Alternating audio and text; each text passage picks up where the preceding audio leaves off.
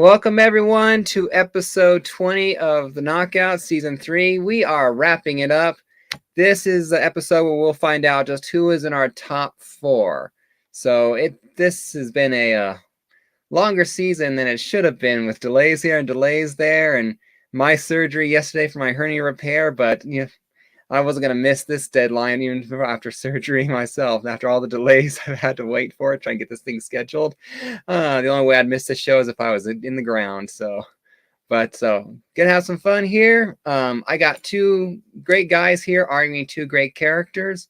We got Shazam versus Jean Grey. So hopefully with Jean Grey in the show again, I'm hoping for another 1K viral video here. So to make that happen, I invited the guy who helped make it happen to begin with. So please welcome John's Comics with Kids, who helped get me to that 1K again. Welcome, John. You're on mute. I think it's clear that it's the gorgeous redhead that made it the 1K. Like, I don't put any pressure on the aging, balding, bearded guy to carry you anywhere. Well, we'll see about it. If we'll know that if you fail this time, that maybe it's you and not the character, right? Right. And the other guy, like I said, bringing up the match is Tony Fett with Shazam. What's up? What's up? Good. Glad to have you guys on. So this poll, unlike other polls I've done, this one has been active for more than just the day before. So I gave these guys a chance to mine Instagram, Facebook, and all that for all the votes that they could. Dig up their dead relatives to vote for them. So yeah, I set up a whole bot voting system. It's just been on repeat. Changes my IP address every couple of minutes. There you go. Awesome. I only checked once early on, and Shazam was winning 2-0. So that was. I'm guessing by what I've been hearing, that was really early on. But I have no idea what the voting is. So I am unspoiled until the end. So, well, I've had a lot of fun with this, and you guys have been a lot of fun on the show here. I cannot wait to hear you guys' opening statements and arguments. So it's not over till the final vote is counted. So you never know, but who knows? You guys can be still mining for votes in the background when you're not arguing. So any questions before we start? I'm all good. Let's do this. Yeah. As usual, for everyone out there knowing, we got an opening statement between the 2 guys, brief, minute, 2 minutes, kind of a thing. And then we get into discussion. Everyone gets an official challenge to try and throw out an argument or whatever, just to see it to win. Although it might not be needed, like I said, because of the poll. The link's in the description. So if you haven't voted yet, apparently you're the only ones. So we'll find out soon. Or I'll find out soon. Again, I'm unspoiled. So all right, take it away, John, with your opening statement. I obviously, when I was invited to do this, I was very excited. I thought, Jean Grey, Omega level mutant versus Shazam. That's a really exciting battle. I thought this is going to be really, really, really straight up, a lot of even Marvel DC. And then he said, no, it's Jean Grey Phoenix. I was like, this isn't really fair. I feel bad. I feel bad for Shazam. You're taking an Omega level mutant with amazing telepathic abilities who could just about crush anybody with just like a thought. And then you're making her a goddess? Like, it just doesn't seem fair. Now, it's very entertaining. I would be very entertained by this battle. I think you have an interesting instability parallel going between these 2 characters that I think is kind of what makes them fun to read. A massive amount of power mixed with some element that keeps it from being overpowering. I think Jean is one of those characters, when given the Phoenix Force, who has been proven time and again to be nearly unstoppable, and often have huge story events across Marvel built around the entire Marvel universe trying to stop her. That's how powerful she is in that form. Unstable, sure, but I don't think that's going to really be a problem here. So I'm curious to see what the audience thinks about that paradigm. Awesome. Well, not necessarily Jean Grey Phoenix. Like I said, I leave it completely open. So if Phoenix is the one you want to argue, you're welcome to Phoenix. So I leave it open to you guys. So take it away, Tony, with your opening statement. Yeah, this would be, I agree. This is definitely one for some popcorn. Just because of how iconic both of these characters are. I will admit my knowledge of Jean Grey and the rest of the X-Men is pretty limited, to say the least. But what I do know about Shazam and the Rock of Eternity and where the power comes from, it would be an interesting battle, to say the least, because of Shazam's powers come from several gods, not just one deity. Or I don't even know where Jean Grey's powers come from. But then again, she's a mutant anyway, so everything's internal, I guess. I don't know, built in. But one thing I think that gives Shazam the upper hand is the wisdom of Solomon, and that is gives him the ability to, once he starts to get some experience, is to calculate a plan, move a step or possibly two ahead, and just if he has to stay away, then stay away and recalculate and reassess. And the speed of Mercury too. So I don't know if that's something Jean Grey has or she's like super fast. I don't know, but I think that might be a problem for her, or Shazam's ability to just disappear from planet Earth and transplant himself inside the Rock of Eternity, which is several dimensions away from Earth Prime. So a lot of things in the Shazam toolbox that can help for sure. Awesome. Well, I look forward to your guys' argument. So, quick little word of advice to everyone listening in the chat. I heard a rumor that Tony talked to the producers that if you vote against him, you're not allowed to watch the Black Adam movie coming. Yes, out to theater. So that conversation happened. I would think very carefully before you vote against him. That's the rumor I heard. Inversely, if you vote for me, I'll make it so you don't have to watch that horrible X-Men Dark Phoenix movie. Was it that bad? I've never seen it, but it's really bad. And really? I'm an X-Men fan. Don't watch that movie. Don't watch that movie. It was definitely worse than Morbius, but it wasn't bad. I mean, really hear that statement. I mean, that you could put that on the box, to put that on the poster. Worse than Morbius. That bad? Was Morbius that bad? Actually, before we get a discussion, I heard trash talk about Morbius when I saw it on Netflix. I'm like, I've been lied to. This is actually not bad. Anyway, so let's get down. In both cases, I think you're talking about something where like people crap talk it so much that you might be going into it like, oh, this is going to be horrible. And then you're like, hey, it wasn't that bad, right? Yeah. You can come out of it with that attitude. I wanted to say something about Shazam. Okay. I think a lot of novice fans who've only maybe seen that first movie, which is very entertaining and I like it a whole bunch, would get a real flawed understanding of the real magnitude of the power of that character. I think it could be interesting to spend a little time getting into some of the nitty gritty, because I've read a few different runs, Jeff Johns, and I haven't read a ton of Shazam, so I'm sure Tony knows a lot more than me. But the details of these powers. So the Phoenix Force, comes from the universe, right? It's a universe godlike power, and it has traveled through time and space and attached itself to different hosts to achieve different ends. It can bend space and time. There's stories of her using it to travel back in time, to travel from one spot in a universe to another. The most kind of like iconic moment occurred right after she became sort of Dark Phoenix. The power started taking over her, so she loses a little control of it, and it's just wreaking havoc. And she wipes out a solar system. Basically, she absorbs the power of a sun, completely absorbs it, and then destroys the entire solar system. It's insane, godlike power. I can see that being a bad day. Yeah, right. So, but I think that when you mentioned speed and traveling dimensions, I think there's some interesting parallels character-wise to what these characters can do. The magnitude of the power and the connection to deities, I think it's very interesting. Okay, yeah, I didn't know that was her power. So it's the Phoenix Force that takes over, Jean, and then she lives with it at different stages, and then other characters have had it at different points. Does she control it? At some points, yes. At some points, no. Right. The Dark Phoenix saga, which is the iconic Byrne Claremont storyline, has to do with it sort of feeding on her worst impulses.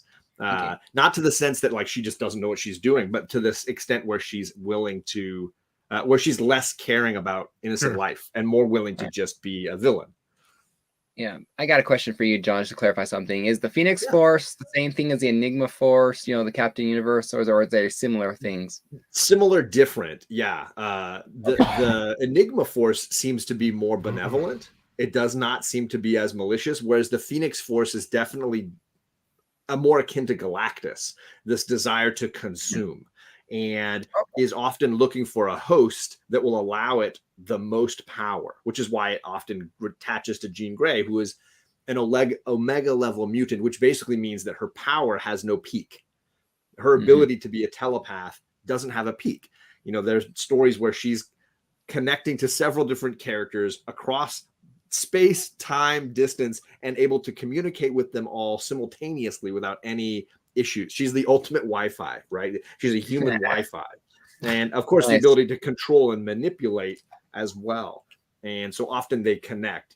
But as far as I understood, the is it Mr. Universe, Captain Universe, or Enigma Force, there's definitely more of a benevolence to that ability, much like to the gods that guide Shazam. There's more benevolence. Now, Black Adam's abilities and Shazam's, I would love to hear some discussions of those dynamics. I know that Tony knows way more than me.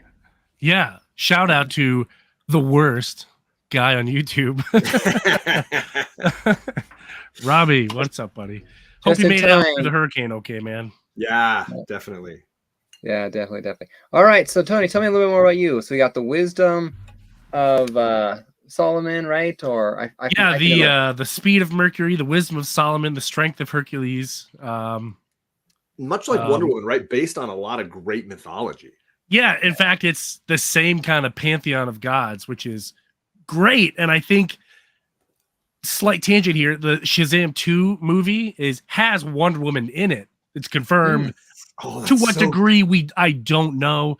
Could be a 5-second cameo, but from what I've heard, like, she actually has lines and dialogue. We always need more Gal Gadot, right? I'm not complaining. I am not complaining. Like, when I told my wife about Aquaman, she said, "Who's Aquaman?" And I said, "Jason Momoa." And she's, I guess I'll Signed go. up, right? Signed yeah, up. right. Oh, he's gonna be shirtless. Yeah. Where are we gonna sit? Okay. But so the same kind of Greek pantheon of gods, which is, it fits perfectly. Shazam's powers come from the Rock of Eternity, which I should have pulled up a map here, but it sits outside of everything, outside of every other Earth. So all the other Earths in DC connect to the Rock of Eternity, so to speak. It's like a huge intersection for all the dimensions, space and time, right? Yeah, it's like your busiest downtown Los Angeles, like 5 o'clock intersection. So they all converge into one space. So that's kind of where the power comes from. He's drawing all the magic from 52 different Earths, and all the beings and all the versions of himself and whatnot. So it's pretty unique. For sure. It's magic based, right? As it is. I understand it, right? Yeah. He's not like a hocus pocus kind of magician, not kind of like that, but he does have the ability to see like spells. Like Zatanna, a character we all know and love, can cast a spell. Shazam doesn't have that ability, but he can see it. Like if there's a spell written on a wall, he can see that. A lot like Dr. Savannah in the first Shazam movie. He had that weird eye. He can see magic. He can't really cast magic. He can just see it.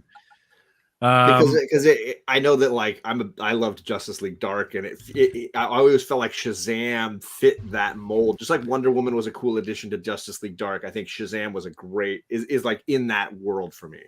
Oh yeah, I think that would be a great run for sure. I'll sign you up to write it. But Shazam and the Justice League Dark, like, yes, nice. That would be fun. And I don't know about you, Tony. I grew up, so my dad, not a big comic book guy. When I sit him down to talk comic books, the number one thing he talks about is Captain Marvel, and he ain't talking about Carol Danvers. He's talking about the OG. He is always Captain Marvel to me, and the Marvel family. It says it right there, the original Captain Marvel.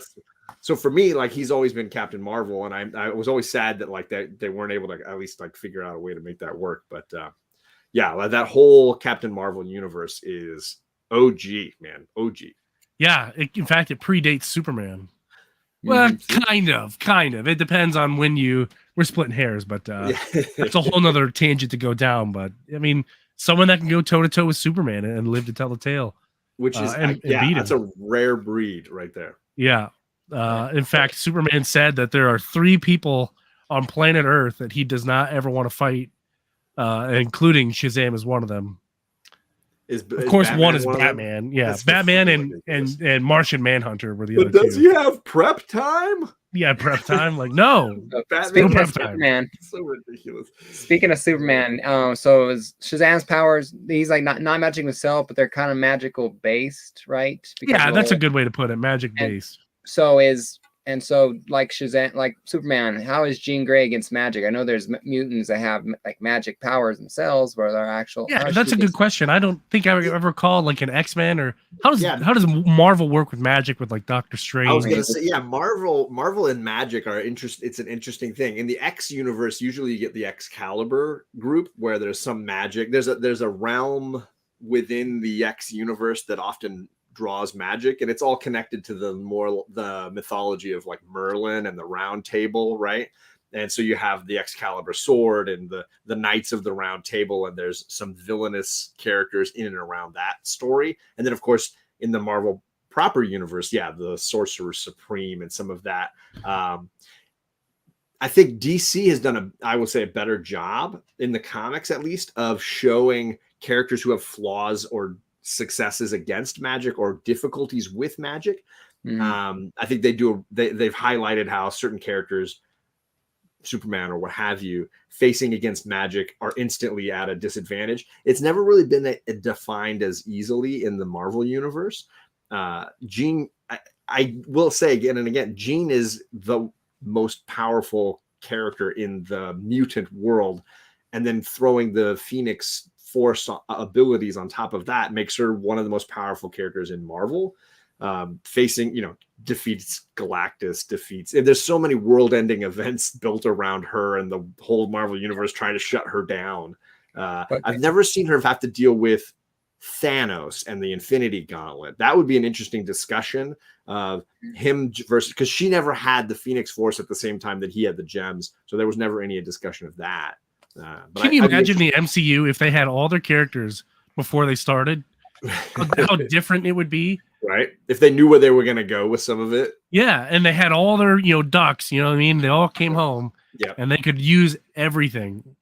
Oh, that would be something. I'd be jealous.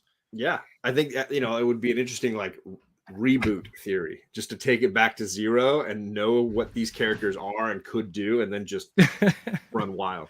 Tell Captain America he's coming back. Iron Man doesn't matter. Like, we got to do this. We got all the mutants now. But I think that could be a fun thing for the MCU someday. Is just like a full reboot and just relaunch and just go somewhere. I think it could be very interesting. Yeah. So how does her psychic abilities go? Can she be overwhelmed? Like she's so powerful, she sees everything, but can she see everything and then get blinded by something? Because it seems to me that if she is literally that psychically powerful, you're only Shazam, you have to use his speed or whatever and try and get into a blind spot by hoping that she's so overwhelmed by taking her to like a busy area that his thoughts blend in with other people's and tries to take her out. So I mean, so it seems like, if the Phoenix level powerful, there is only so many options available to me that I can see how to get into. Of course, I don't want to argue for Tony for him, but I'm just talking my thoughts as well. No, obviously a psychic with that level of telepathy power is taking in a lot of information. And the Jean that we would often see in like the original X-Men film or in the early days of the X-Men comic was dealing with some of those issues, dealing with being overwhelmed by sensory overload kind of things. She's proven over time to have mastered all of that to the extent that they have made her, they've registered her as Omega because there's no cap, right? She's been on Earth communicating with characters at the sun and having like several conversations and mapping what they're doing at the same time. She's been able to send Wolverine's psyche back through time and communicate to him, seemingly at the same time that she's also running a present level crew and communicate. She's basically like their Wi-Fi communication in an event. So they're attacking an assault, and they're all being able to communicate telepathically between each other because she's allowing the bridge to that, simultaneously controlling Wolverine and transferring him through time and space. Her abilities are really impressive. Currently, the Jean that we see in the first film is the Jean not understanding what all she can do, and seeing someone like Xavier, who seems like he's way more powerful than her. But even Xavier in those early days realized she's going to best me at some point. And my goal as a teacher is to get her there. And now she's there. In the current comics, she's there. Yeah. Bug kid won't leave me alone. All right. I think. How old is Billy? 14. Well, I mentioned at the beginning, there's an interesting dynamic in the journey of both Billy Batson and Jean, where you can see the fractured bit that is trying to balance the massive weight that they're carrying. And I think the advantage in that psyche difficulty would have to go to Billy, in my opinion, just because Billy, with the wisdom of Solomon, has matured. And you even said it at the beginning. If you get a Billy who's matured, as we see him at the height of his powers often being, the flaw that we see in the film version, where he's still just learning and he's still a kid and he's still guided by his playful impulses, most comic books have moved beyond that for him, and he's not in that place. Just like Jean has moved beyond, I'm hearing too many voices in my head and I can't control it. She's moved to a place, and but both of them suffer from immaturity at different story levels. Definitely agree with that. I can definitely see that character being a fully adult, mindset. The 30-year-old that his body is definitely powerful, but your phone is charged. I can see him get ass kicked all across the city. Well, I think one thing that he would be movie, but not real. Yeah. Like the Billy that we often get in comics has mastered all of that and has moved to a mature place. I think if Billy could figure out who Jean Grey was before she became the Phoenix, he could essentially isolate her within, a realm, a different universe, or within the Rock of Eternity, or even outside the Source Wall, essentially making it Marvel's problem again. Nice. He's done stuff like that before. Like, hey, I can't fight this person, so I'm just gonna basically throw you into the multiverse and let you be someone else's problem. Nice. I love it. Well, and I think if it were simply Jean, the Omega level mutant, versus the fully matured Shazam, Captain Marvel, I think that's a very interesting fight, and one that I think Billy would likely have an upper hand. I can't imagine the peaceful mother that is Jean. She would instantly know that there's a child behind this superhero, and that would put her at a disadvantage, right? Well, she would hold back if she in any way suspected the truth in the psyche of young Billy. That's true. Billy has a talking tiger. So set and match. In my opinion, she's got a lame husband. Yeah, right. I'm not worried about him. And a fierce boyfriend, though. I wouldn't mess with him. Yeah, don't mess with Wolverine. Wolverine's not part of this. So I got a question, got a thought here from Rob Wurst. Could Captain Marvel absorb Phoenix? Billy is pure enough to contain it. Maybe Talkie Tawny, which I'm not quite sure what that's talking about, can walk him through the fusion dance. Talking Tawny is the talking tiger. Yeah. I missed it then. What do I know? I was a Superman guy, not a Shazam guy. So. I love that comment, though, Rob, because obviously the power inside of Billy can take in. He can absorb a lot of power. The question becomes: would the Phoenix Force willingly attach itself? Would it trade owners in the combat? Would it view Billy as a better vehicle, and then switch allegiances? If it had access to a magical based person, that might be more amplifying in power than just purely psychic. Well, if that's an ability that she has, wouldn't she just attach itself to like Doctor Strange, the Sorcerer Supreme. I don't know that it's ever done him, but it certainly has attached to several characters in the Marvel universe at different times for different needs and purposes. Sure. And it does, it seeks out. So it depends on, does it believe it could corrupt Billy effectively? Or would it be scared of Billy, and then Billy would have to try to absorb it without it willingly giving over? It would be very interesting. That I hadn't even considered that, Rob. That's a fascinating thought. Yeah, I didn't even know the Phoenix could do that. So, that's great. It's a sentient energy force that is basically the creation of the universe at its core, and can absorb energy. It can. So, like, again, one of the earliest things she does when she loses control is absorb an entire solar system. Like, it just, within seconds, she has just wiped out all the energy in a solar system, absorbed the sun, and taken over all and wiped it all out. Yeah. Corruption loves to take on a challenge, right? Those of you who hasn't voted yet, definitely something to consider when casting your vote. Captain Marvel and Shazam. That might be the winning move, right? Can Billy convince the Phoenix Force to abandon her and then take it on? Definitely. And then can he control it and wield it against her? That'd be interesting. Maybe not, but I could see that he could convince the Phoenix Force to leave. I could see that and go bother someone else, or trap it, or trick it, force away and trap it. Trap it. Yeah, I could see that, but not become the Phoenix Force, because I don't know if the gods would allow it. Right, because it's like remote piloting. It would take over what they had crafted and created. Keep in mind that the Shazam also went toe to toe with the Spectre. And won. So that's supposed to be, impossible. One of the most powerful beings in DC. Yep. It was a rough battle, but he won. It's the Galactus of DC, right? Yeah, but like a little bit better morally than. Yeah, I guess Galactus is often considered a villain, even though it's just like hungry. Like it's a hangry character. That's really all. Yeah, he's like a really big, powerful king shark. Exactly. Yeah.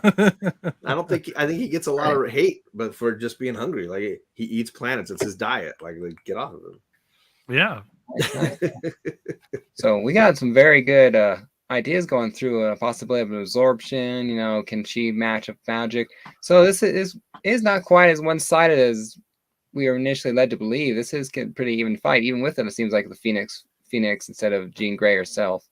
So it seems like it's possible that both can land a punch. You just have to be quicker than the other opponent, I guess, or smarter in the end. It seems like they both can last. Just the winner this time is going to be the one who's smarter, just like Batman. Apparently, you have to be the smarter. That's an interesting comment.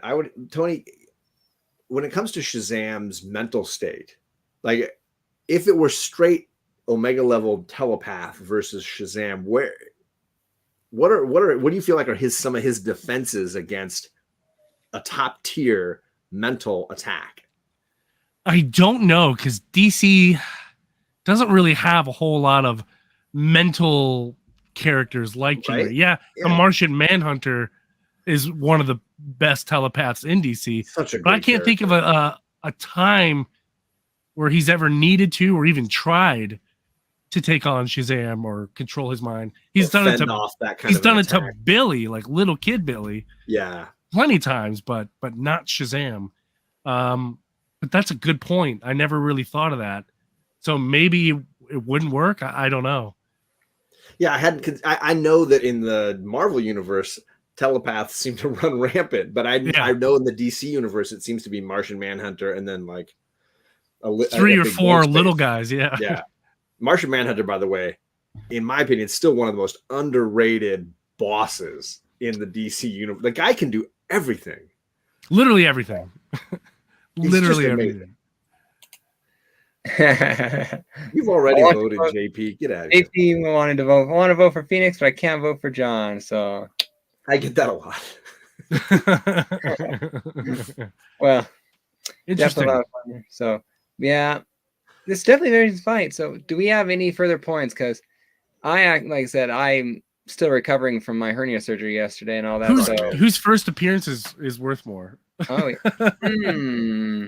That's a great question. I mean, I would have to be Shazam. It's a golden age comic. I mean, Well, it depends on which Captain Marvel pre-DC. Oh, probably you're right. You're probably not talking about this Phoenix book. You're probably talking about X-Men 1.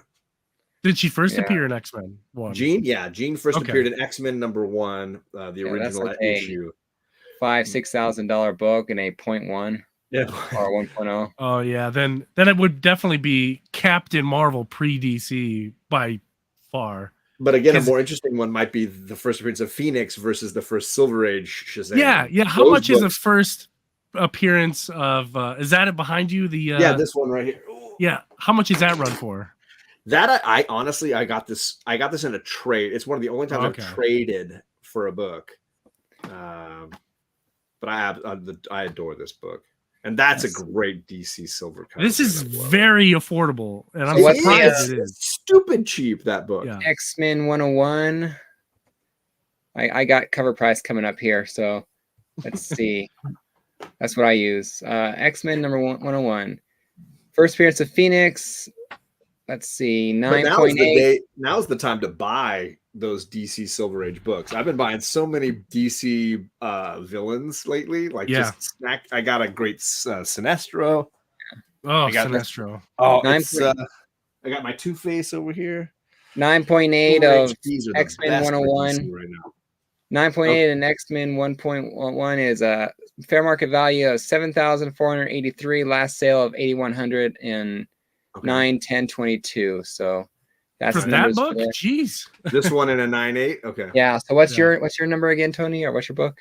It's just Shazam #1. I'd be surprised if it's over $200. To be honest, it's such a crazy. There's no reason that book is so cheap. There's no reason except that more and more hard to find. Yeah, it's just except that Marvel properties are just booming more than. I don't know. Do you want the 9.8 or the 9.9 that came up? Oh, let's go with. I'm curious. Read them both. 9.8. If the 9.8 is probably going to reflect the way the vote's going to turn out, is a $660 fair market value. What the fuck? Wow. You can get that book in a 9.8 for six. What was the last sale?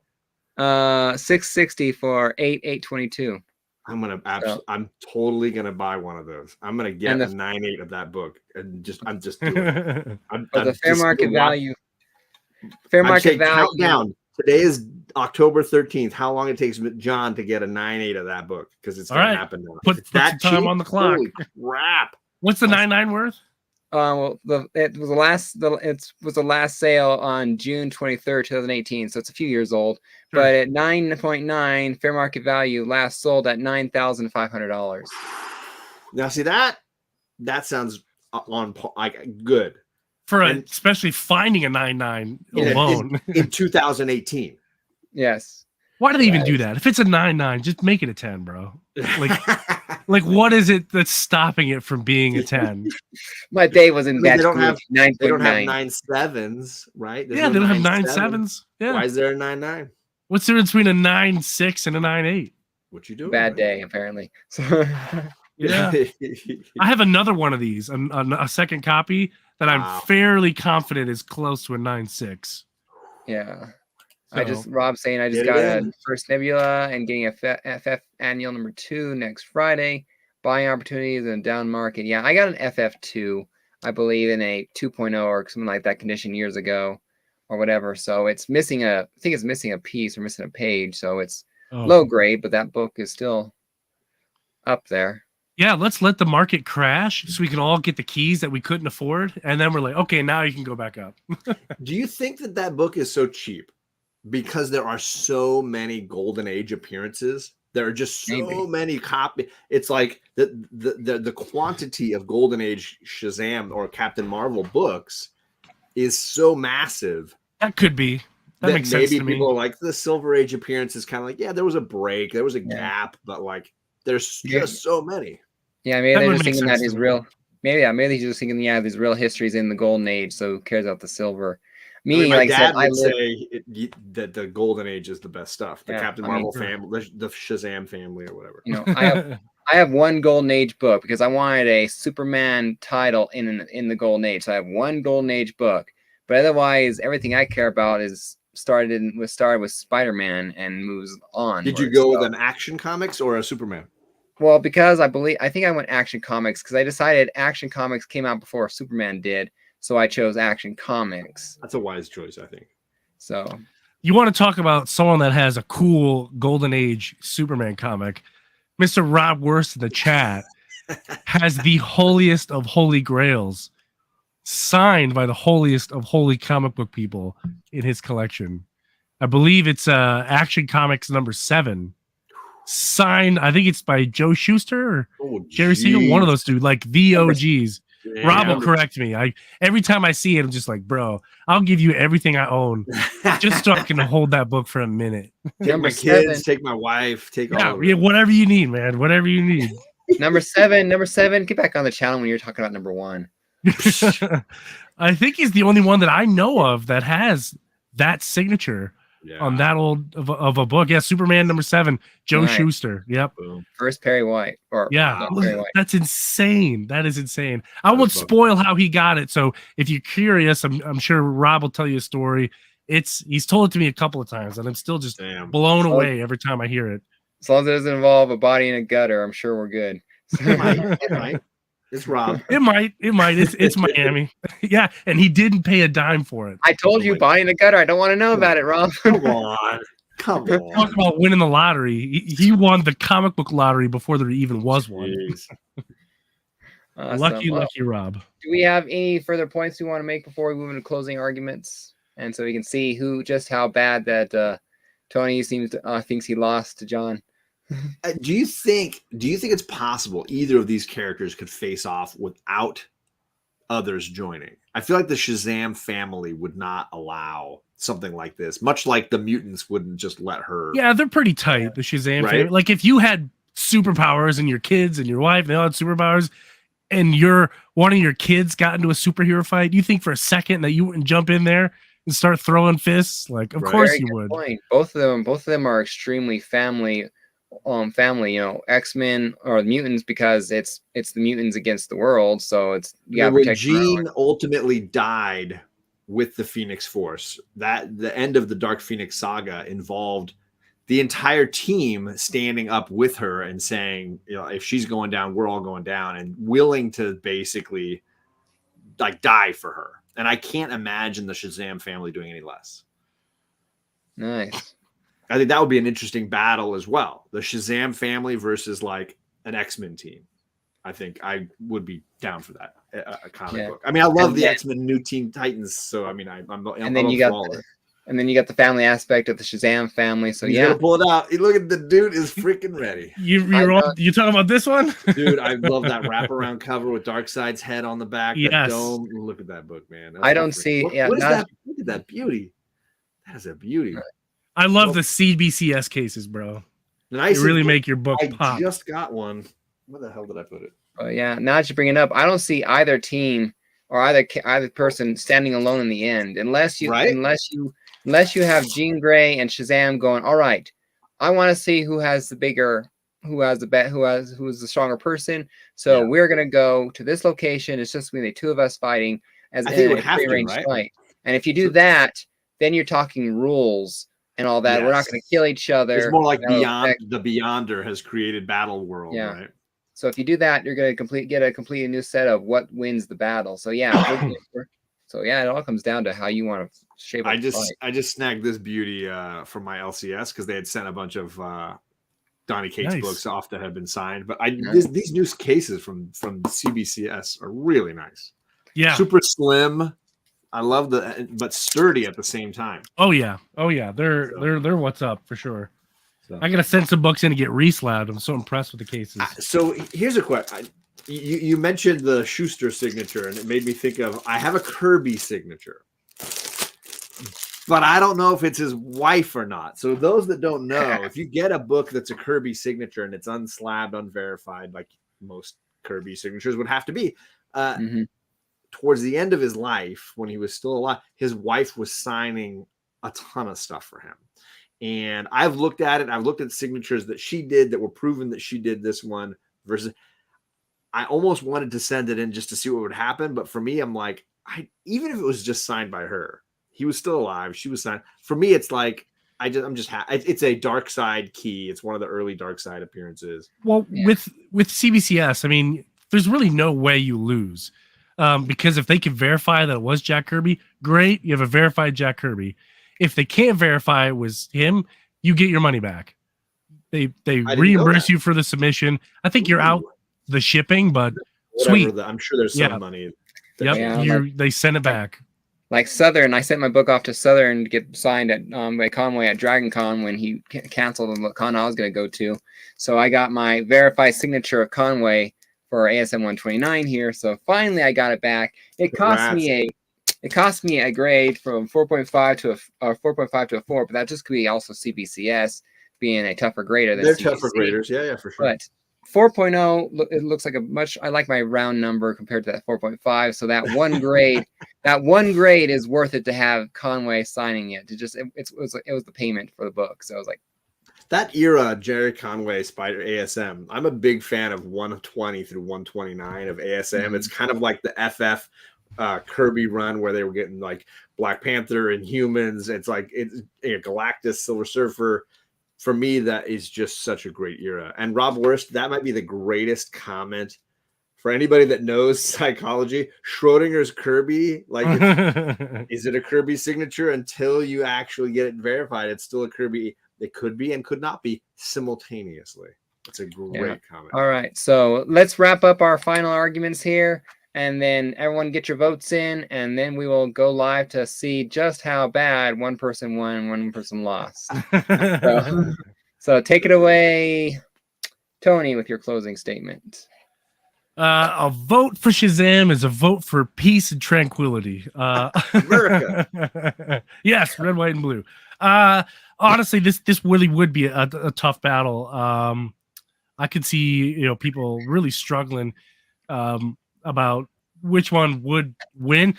I mean, how do you define win when both of these people have the ability to just wipe off humanity from the face of existence? So is that a win?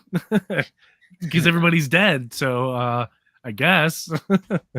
So is it a kill? Do you count it as I don't know how you would call it, but both of these characters, it'd be really tough.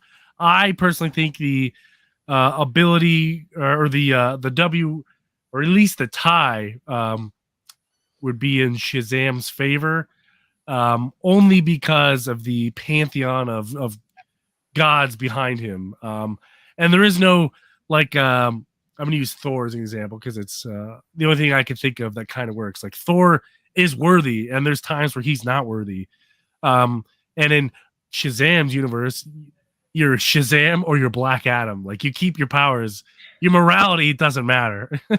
There is no worthy or not. So he can keep being a Shazam powered dude, even if he wanted to be a bad guy. So it doesn't matter. So, but who knows? It'd be a tough one. Awesome. All right, John. What's your ladies' closing argument? When we started this debate, I had been thinking of it as two gods battling. But the more we've talked about it, the more I feel like what is sort of poetic about this is it's a mother, like a quintessential mom and a quintessential boy or son. And that Jean had a son as like her firstborn is perfect for all of that. There's an interesting look at the purity of these characters, right? The boy superhero and the mom super goddess. Like, I think there's some really interesting elements there, and whomever could take advantage of the psyche of the other most readily might be the victor. If the mother in Jean could overcome the Phoenix Force in such a way that she understood that there was a boy behind that superhero suit, I think it would hold her back from her power. Inversely, if I think Shazam understood that there was a mom underneath that ability, underneath that godlike power, would he be tempted to pull that ability away from her, pull that Phoenix Force away from her and save her instead of stopping her? There's some this is Oedipus level stuff, right? And I think it's perfect that we're talking about gods, goddesses, moms, and sons. I think it's really poetic and really interesting. Awesome. Well, I definitely look forward to seeing the result. Like I said, I was there at the very beginning when it was 2-0 for Shazam. So, but like I said, I invited John on for Jean Grey because I was counting on his X-Men support to drive up viewership. So I just was hoping, that I was playing with it because I got addicted to that whole. Because I swear, I went back to that video 1 week later. I'm like, there's a glitch on the screen. That can't be a 1.1K. They moved the decimal over one place. Hey, we got Old Wolf in the chat. I'm wearing my Old Wolf 65 shirt. My man Tony, what is going on? I need me an Old Wolf 65 shirt. We all need this. Right? It should be mandatory attendance for besides a really cool, Dead Man art piece, it's got Tony's name on it. Oops, there we go. All right, so here we go. The results for episode 20 to decide who is the fourth person going to the semifinals is, when it comes up. I'm really excited but nervous. Can't see it. Jean Grey with 33 votes and Shazam with 16. So it wasn't as much of a blowout as I thought. I was led to believe it was like 50-0. So, but 33-16, John and Jean Grey is moving forth to the next round. So congratulations, John and Tony. Do you know who am I getting? Do we know who I'm getting? Yes. Right here. Hold on. I had prepared these ahead of time for both contingencies. Let's see. Let me get it up here. I need to get it. Leave me alone. Shoe fly, don't bother me. I don't know where you are, Matt, but my insects in Southern California are bonkers right now. All right. So here's the semifinals. The final four. We got Dr. Fate versus Scarlet Witch, and that'd be a tough one versus Thor. I love the magic versus gods thing that we got going on either side of this. It was quite by accident. So this is all set up. The final four. Hey, sometimes you let fate decide. Yes. There it is. There it is. So, John. What a great thumbnail. This is really well done, man. Thank you. I had designed up so where it was Shazam again for Shazam instead of her. So I'm going like, well, I want it prepared. So I wanted to show this off when I had. Although it would be cool to see Shazam versus Thor. That would be great. That would be cool too. Thunder and lightning, right? Yeah. So here's the other one I had set up just to show it off because I made the work. Might as well show it off. Yeah. This is what it would have looked like if Shazam had won. Oh, that fist.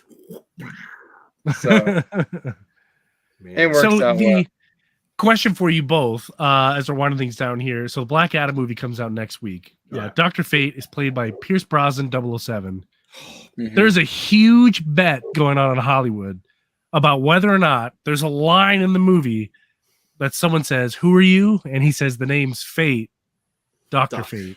I mean, I would laugh and clap. If you had a $5 bill, would you be betting that he does say it or doesn't say it? I would have thrown it in there as I was an actor and hope that he kept the line. I bet he does say it. I'm an optimist, and here I would rather lose the $5 with my hope invested than bet the negative and win money for it. So I would rather lose being an optimist than win being a pessimist.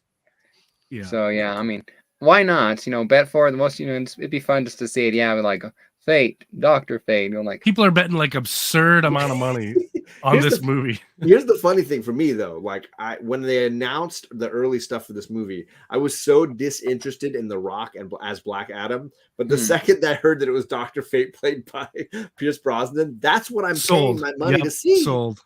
I think it's hilarious how many comic nerds that I know that are going because of that guy. Just because of Dr. Fate. Him. It's funny because everything is, I think the studios misunderstand the fact that they've got that's The Rock and the muscles and the Black Adam, and people are like, dude, you have Pierce Brosnan playing Dr. Fate. That is that home run casting. And whoever made that decision needs promoted immediately. The costume is so comic accurate, perfect. That's what I'm there for. Like, I want to see Pierce. That's all. That's like top of my list. I don't know if I would have selected him actually when I heard Dr. Fate, but it works. But I'm not It sure who I would have totally cast works. Dr. Fate. He's got But the beard; it fits perfectly. Yeah, I'm trying to emulate that. I didn't know that I pulled it off, but Close. But You yeah, need to curl the mustache a little bit. yeah, I'm about to shave it all to go Ted Lasso season. so I cannot remember off the top of my head who Thor is, John. But I think I can't remember, so I'll have to I was look gonna it say up. it's Chris Hemsworth, but I get what Yeah, you're saying. Chris Hemsworth. I was like, no, you mean the person who is arguing for Thor. Yeah, but what I want to do is I want to get both of these matchups pre-recorded, and then have a chance to vote. Like a window to vote. Gotcha. And all that to get voting out there, and then you can still vote while it's live. I'm just sitting in the background while we're all talking and all that. So then it's just The only thing that's sad about it for me is I wanted another DC on this side. I wanted like a DC on one side, Marvel on the other. That's so you have a DC versus Marvel finale, maybe. But I mean, you might still. Yeah, you still could. It's possible. But you could also have a redhead finale. Or just redheads battling off. And Peter Parker's on the sideline eating popcorn. I mean, with Wolverine. And so is Robert Galvin and most comic book nerds. So yeah, Marvel definitely ended up with the stronger field here with Dr. Fate. But again, if you only have one character, you got Dr. Fate to rep. So I'm curious I'm going to ask Tony now. So Tony, there's 4 people on this board. If you were going to pull somebody as like, oh, you're out of your depth. If you're going to yank one person out and be like, sorry, this person just does not fit. One of these things is not like the other, not because of where they obviously branding wise, DC has one person, but if you're going to pull one person who seems like they're out of their league, who's the person you pull? Oh, geez. That would be a toss up. I'm going to give you 2 because it's a tie, in my opinion. I'm going to keep Dr. Fate just because he can do anything. I mean, yeah. And I'm the thing that holds him back is the lack of people understanding the massive power he wields. Yeah. Yeah. I'm going to give the red card to I'm going to say Scarlet Witch or possibly Thor. I was going to pull Thor, and it's funny that Old was pulling Thor.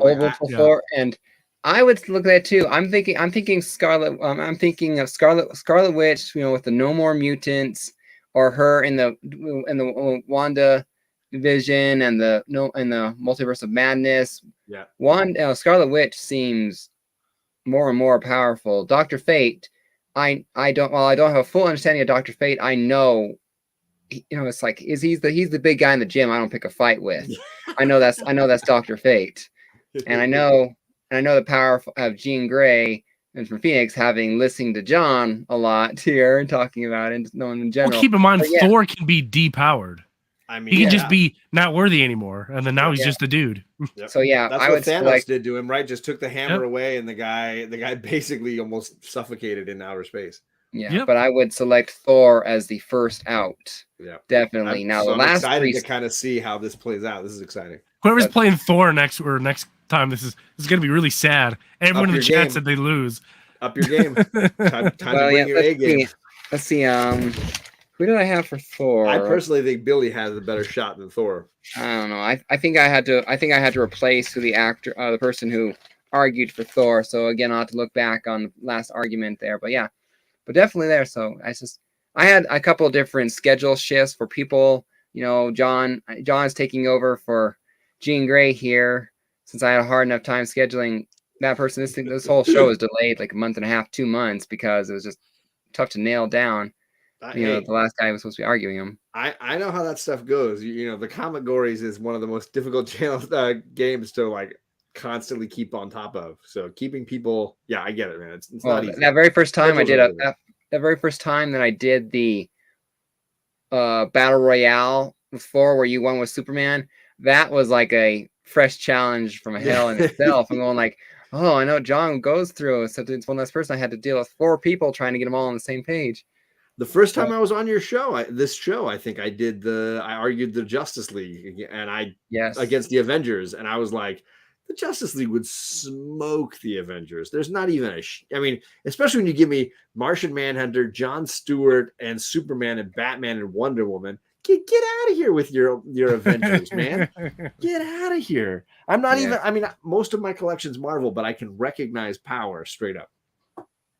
Yeah, it happened. I think sometime in the late 300s of Thor. But didn't Donny Cates in his story arc dive into some of the Donald Blake stuff and kind of peel it back another layer to get into it? I think he did a whole Donald Blake arc. I can't remember. I know Donald Blake was supposed to be like, I think Donald Blake was supposed to be like a punishment in a sense. So once Thor had from Odin.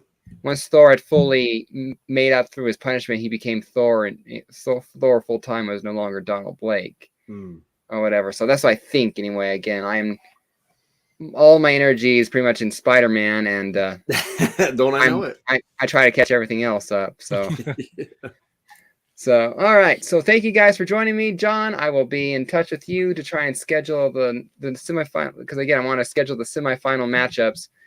Record them both, and that way I can basically do one Thursday and the next Thursday kind of thing, just, kind of do. That's what I want to do season 4. I want to basically pre-record round 1 and then have it every 2 weeks kind of thing, just have a show pop up. That way it's less of a headache after a big headache. I totally get it. I want to mention, if people aren't watching, Tony, Fu, and Magic Lasso doing the Fanboys Live. I know it moves around channel to channel, these guys together. I told Tony before we went live, like I've been watching, I'm trying to be in the chat every time they go live. Ryan, Tony, Comic Food, like there's a really great trio of guys who know their books, read their books, and love their books, and you guys should check it out. Yeah. It's also all about news, everything DC. So yep. If you're looking to dive into the DC universe, definitely check us out Sundays at about 8:15, depending. Could be Foo's channel, could be Lasso's channel. Every now and then they throw me a bone. Nah, I can't host for a little while. I got a young one that goes to bed at that time. So sometimes running down here to click the start button. I'm usually behind. You want your sippy cup with your NyQuil? I mean your juice. Yeah, right. Some NyQuil on the rocks. Awesome. Well, yep. All I'll say before I wrap things up is I feel sorry for people who didn't vote for Tony. They don't get to watch the Black Adam movie. Yep, sorry, we told you, we had the discussion that he was gonna blackball you if you didn't vote for him. That end credit scene is gonna be worth it. You're gonna miss the good news is you don't have to watch the Dark Phoenix movie either. So you win. You came out on top on that one. What did you guys think of X-Men Apocalypse? I thought that was a pretty decent movie. It's all right. It was good. Right. My favorite is Days of Future Past. I cannot say a bad thing against Days of Future Past. That's the ones where the Sentinels are coming and they send them back into the past. Mm-hmm. Yes. Okay. Yeah, I know that one. Yeah. Yeah, that was a good job blending the two trilogies together with that one. I mean, that's a lot to juggle. A lot of big actors to juggle there. Yeah, I didn't they announce that who was coming back as Magneto? Fassbender? No, the other.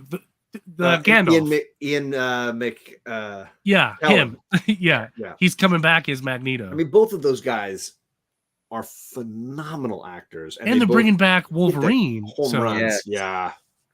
I mean, personally, every time Fassbender played Magneto, I felt like he got better. Like I love Michael Fassbender. Oh yeah, he knocked it out. Yeah, you're right. If this is going to be Wolverine's final movie, I really want Laura Kinney brought back. I want that to be a Wolverine in the future. I want, because that's the way to get Wolverine forward and all that. His clone daughter, his daughter, and then you have Wolverine in the name. Yeah, there'll be the fans out there who just want to accept it. You can always bring old Logan Wolverine in, but what a cool way to Hugh Jackman nailed it. Like, let's just walk away. Let's just do something new. He did it. Yeah, it's done. Not again.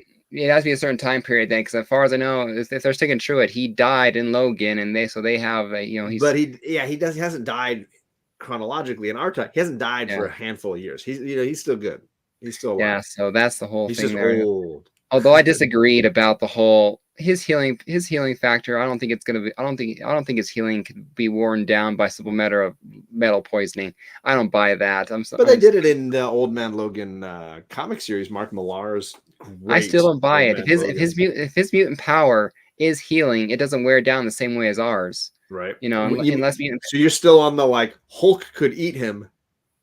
and not digest him because he would still come back out and dice He him would up. constantly be in a Yeah. state of fullness. Yeah. Yeah, because like I That's said, one of we my will, favorite, most graphic moments of Wolverine is watching Unless- him emerge from Hulk's stomach as like, nope, didn't die, still here. yeah, unless you can convince me that every single So good. mutant, unless you can convince me that every single mutant's powers age as well, and they all kind of thing. You know, we had Logan where, you know, Professor X, you know, had his mental disease, and that I can believe because of the whole that was actually the really mind itself. But- Patrick Stewart, man, does not get enough love for that Logan performance. But, Like watching good. him deteriorate. The Professor X with Alzheimer's, damn, that's some scary stuff, right? That there. is some scary. That is But yeah, so but scary. unless you convince me that every mutant power grows old, then you can convince me that Wolverine. If you can, but hey, if you can believe that their power is innately genetic, couldn't you believe that it would age?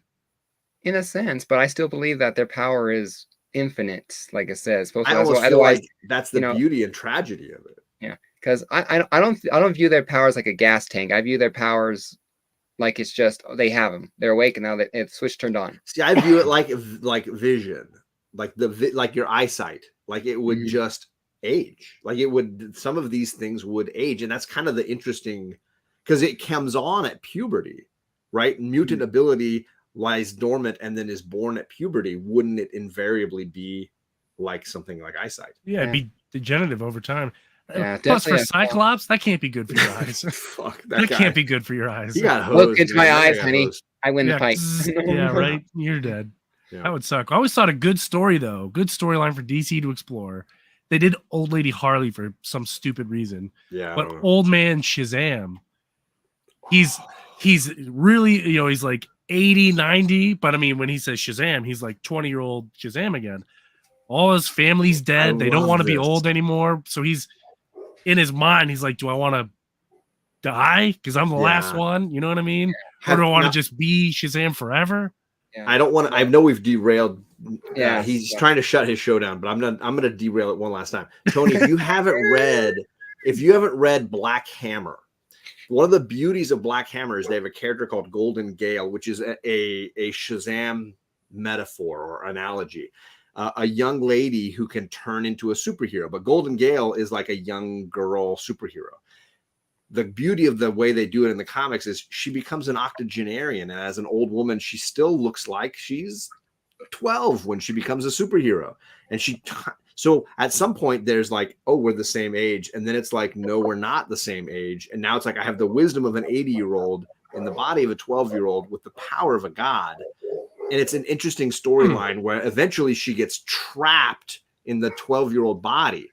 And she's smoking and she's drinking and she's like, she's got hormones and she wants to bang, but she's like, I can't escape looking like a 12. It's a really, Jeff Lemire is just a genius writer. Oh man, if Jeff did it, it's gotta be You gotta give Black Hammer a shot. I never even heard of it. I'll have to check it It is out. basically what you're saying. It's all steeped in the DC Silver and Golden Age characters. So his Shazam allegory is called Golden Gale, and it's like she says her key word and turns into this superhero in a skirt and gold, and is like very Shazam-esque. What a way to end the show! Talk about 12-year-olds drinking and wanting to bang. So I mean, let's do it. see you guys in semifinals. Next week will be hosted by Chris Hansen. Yes, you know, So good. with our moral beacon of support, you know, Charlie, what's his name? 3 Men in Basement, not 3 Men in Basement, 2.5 Men, Charlie. You know that actor. Yeah, Charlie yeah. Sheen, there you Charlie go. Sheen. Yeah, Yeah. our moral compass, Charlie. You know. Yeah. All right. See you guys later. Thank you for watching the knockout. John, I will be in touch with you in a few days or so about the semifinal rounds as we try and schedule this up, because I think I have a fun idea for how to do the championship round. I need to get the all the guests to agree to it, because I don't want to spring it on them without them agreeing to it. You know, Sounds just a great. way to make it different, you know. So it's different way of voting. So it doesn't get rid of the chat. It just includes them in something bigger. That's what I was, it's a way of voting. So, all right. Take care, everyone. Happy collecting, and I'll see you guys next time for the next knockout. Have a good night, everyone.